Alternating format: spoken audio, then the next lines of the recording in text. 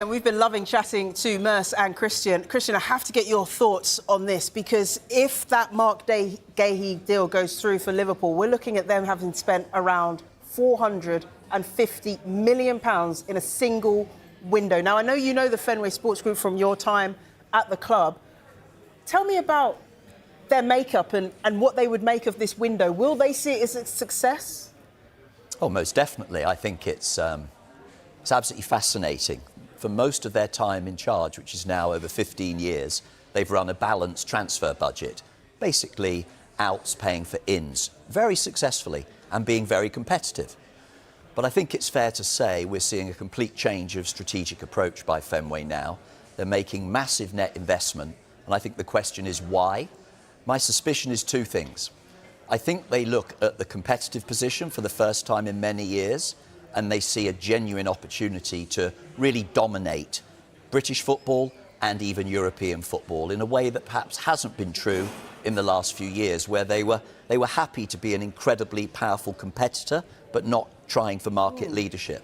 And the second element is something we've all heard about all summer, which are the financial rules. These rules are heaven made for a club like Liverpool. How so? They have the most superb sponsorship revenue in football. Just look at the names. Household brands around the edge of that pitch every week. They have massive levels of commercial turnover. They've redeveloped Anfield very successfully. It's packed every week. So their revenues are high. The rules favour a club like Liverpool with high revenues. And I think they're looking and sensing the mood may be changing about those financial rules. We're starting for the first time to hear many fans say, are these rules right that are preventing rich clubs from actually spending money? Clubs like Newcastle, clubs like Villa. My sense is Liverpool are making hay while the sun shines, going for it, really loading up on talent to put themselves in a position where they're virtually impregnable while everything is behind them. I think it's brilliant strategic management. It's terrifying from a football standpoint. Adding Gahey and Isak to that team, in my opinion, makes them nailed-on favourites, and other clubs should be fearful and respectful of the way they're running their club. Merce, nailed-on favourites? Yeah. Are they? Yeah, I would have thought so after yesterday as well. I always weigh it up with league. I thought advantage Arsenal when they went and won at Man United. Then all of a sudden they go and beat Newcastle and they've beaten Arsenal. For me, and they haven't even got out second gear yet. And they haven't played particularly well yet. I was watching yesterday's game. I watched yesterday, and I'm like, I've never seen an Arsenal team so comfortable at Anfield, so comfortable, and they still lost. Yeah. So, yeah, and what they are doing as well, what Christian said as well, they're buying players to come into the team. And these are top players. Mark Gahey, if you can get him for 30, 35 million, as I said before, in football terms, it's a cup of tea. For a cup of tea, for an international of that calibre. Totally agree. I think it'd be an unbelievable signing. I think with the signing of the window, it would be for me. Yeah. Are we looking then, Christian, at the start of perhaps a dynasty? At Liverpool, we saw Manchester United, 90s, early 2000s. We've seen Manchester City and all their success in consecutive years. Is this the start, or rebirth, I should say, because they had a lot of success in the 80s, didn't they, of Liverpool and building something of consecutive success? Well, I've been around too long to gamble on predictions of that nature, but what I'm saying is strategically, I think that is the prize they are aiming for. They sense that it feels, doesn't it, as though City are in a rebuilding process. Yeah. It feels like the most traditional rival, Manchester United, are miles away from really competing for the title. Arsenal seem to be this season the widely expected closest rival. I think they sense an opportunity to stretch out ahead. They're rewarding a manager whose first year was a phenomenal success. I mean, to follow on from Jurgen Klopp, most of us in the game thought that was as difficult as following on from Alex Ferguson. Nobody expected that to go as well as it did. So I think they're saying we've got a manager who could be here for a decade. We've got a team that's winning, but we can make better, and they're investing capital, meaningful. Liverpool legend dismisses Alexander Isak concerns with dig at Newcastle. Alexander Isak signed for Liverpool from Newcastle for a Premier League record transfer fee on deadline day, ending a lengthy pursuit of the Sweden international, former Liverpool. Striker John Aldridge said that he is not concerned by the manner in which Alexander Isak forced through his transfer to the Reds. Several weeks after effectively going on strike at Newcastle, Isak completed his Premier League record move to Liverpool. On deadline day, the Sweden international had refused to travel on the club's preseason tour of China, which began toward the end of August, and he also did not figure in any of Newcastle's opening 3 games of the season. Isak is now viewed with disdain by most of the Newcastle supporters who used to adore him, but Aldridge is not concerned by the player's attitude.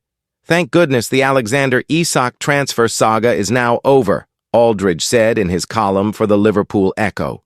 And while a bit crazy that it was left until almost the last minute before the deadline on Monday evening, it was inevitable Liverpool would get their man. I say that because of how the whole thing panned out, even if it perhaps took longer than anybody would ideally have wanted. I do think Newcastle's Saudi Arabian owners weren't quite clever enough to use their common sense a bit sooner. Isak wanted to leave, and he stood his ground and ended up in a battle with the owners. There was only ever going to be one winner there, as Liverpool have known many times in the past when their best players have, for whatever reason, decided they wanted to go. There will be some people concerned what the whole situation says about Isak's character, but not me. Whatever happened behind the scenes at Newcastle has happened, and it's in the past now. It's a fresh start for everyone.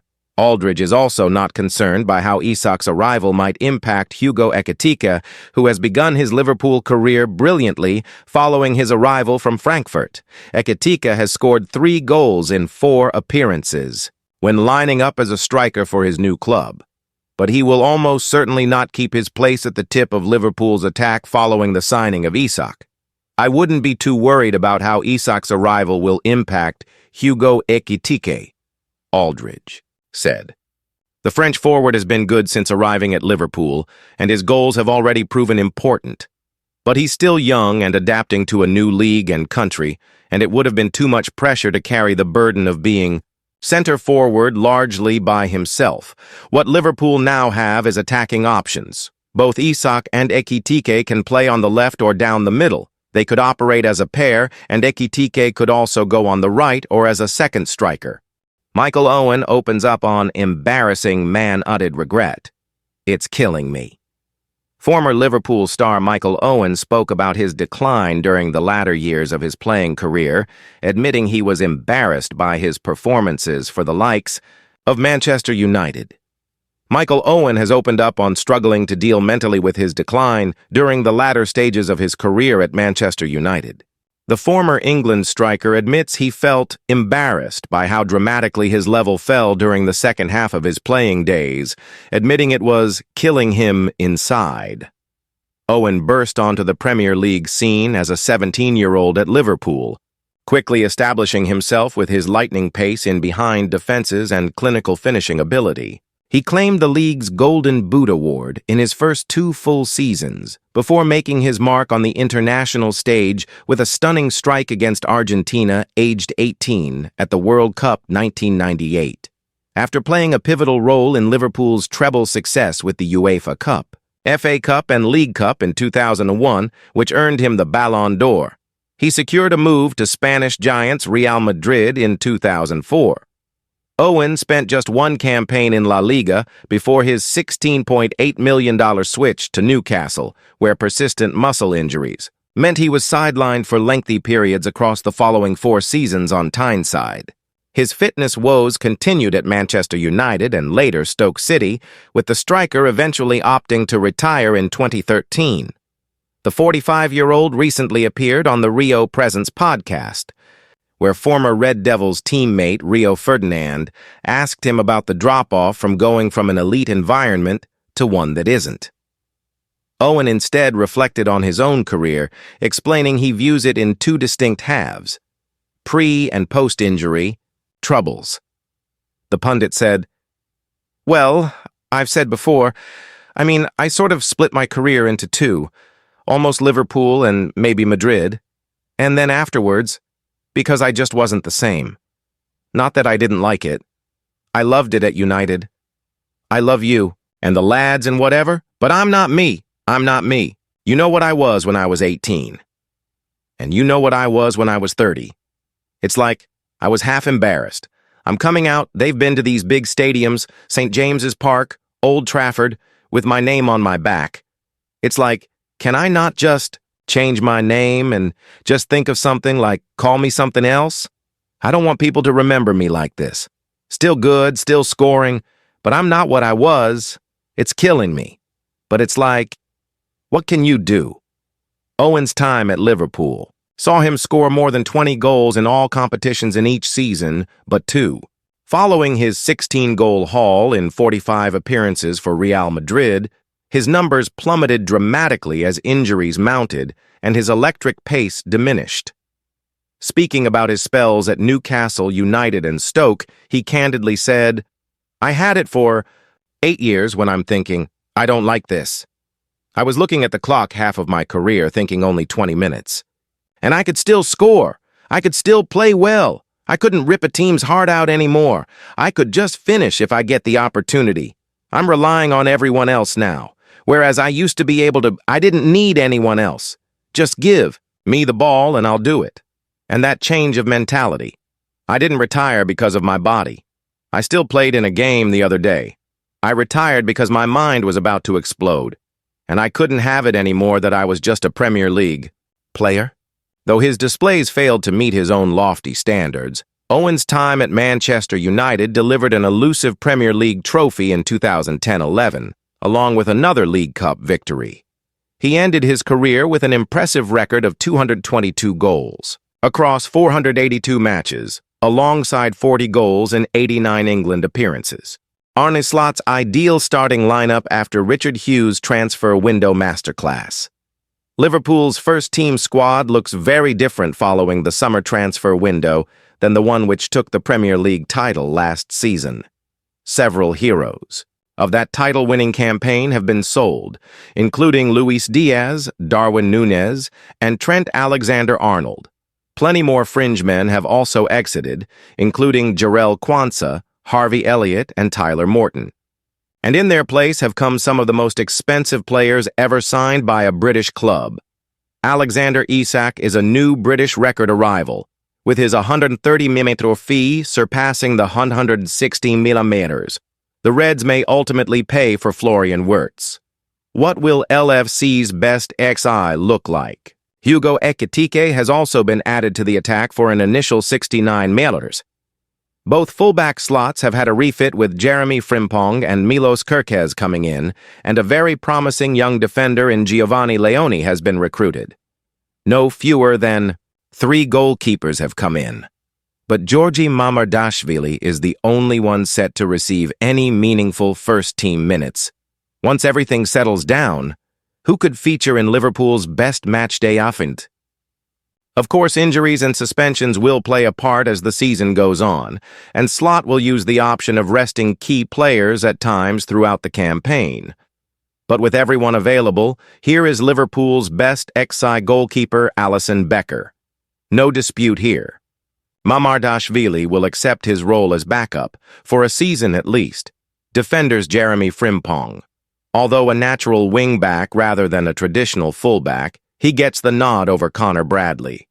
Still, there will be plenty of room for both. In the same lineup, if Slot decides to use his compatriot further up, Milos Kerkez had a wobbly start in his first Premier League outings, but we expect the 40-millers man to settle. Andy Robertson will not give up his spot without a fight, though, and could yet have his say. Ibrahima Konate may have been put under pressure for his place if Mark Guehi was signed on deadline day. As it stands, the Reds have a lack of competition. At centre-back, Virgil van Dijk, no-brainer. Midfielders, Ryan Gravenberch. Solved a problem for Slot by going in as no 6 last season and was a revelation. Among the best in the world in his position. Dominic Szoboszlai. Based on their output early on in the season, and how well he's responded to the challenge set by the acquisition of Wirtz, Dom gets the nod over Alexis McAllister. Florian Wirtz. The 116th man still needs to light the touch paper on his Liverpool career, but Slot will persist with him until he gets going in the no 10 role. Forwards Mo Salah. His output has not been the smartest so far this season, and he will face pressure from Frimpong for his place. He will be missing for a long time due to AFCON too. But right now, his numbers will keep him in the team. Cody Gakpo. Slot may eventually use Wirtz or Ekitike from the left, but having signed a new contract and started the season in good form, it's fair to say that it's the Dutchman's shirt to lose. Alexander Isak. It will be incredibly harsh for Ekitike to be bumped to the bench, but competition is the name of the game at top clubs. Isak was the dream signing, and now the dream has come true.